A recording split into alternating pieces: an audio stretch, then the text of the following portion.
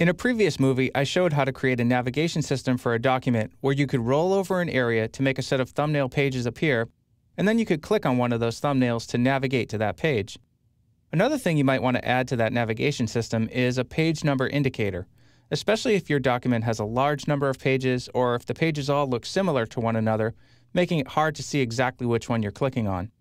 You want your presentation to come across as smooth and professional as possible, so you don't want to be hunting around struggling to find the right page. In this document, let's just confirm that we're on the navigation master and the navigation layer. And what I've set up here is a series of text frames really big with easy to read numbers. And underneath them is a frame with no stroke and no fill. And what I want is each one of these indicators to pop up when I mouse over the page number thumbnails. The frame with no stroke and no fill will allow me to hide all the page numbers, as we'll see. So everything here sits high enough up on the page so it's out of the way when the thumbnails slide up into view from the bottom.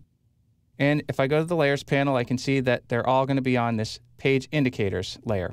So I'll select everything on the Page Indicators layer by clicking on the button on the right. And now I'm going to create a multi-state object from these.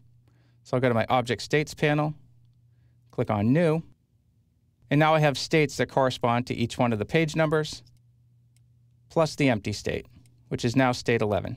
So let's rename that.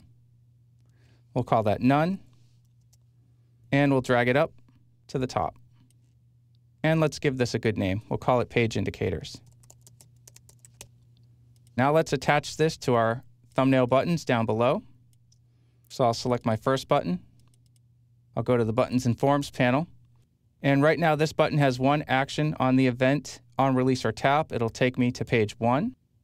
So I want to set a rollover action so when I roll over this thumbnail, that big page 1 page indicator appears. So I'll choose Event on Rollover, Action, go to State of my Page Indicator multi-state object, go to State 1.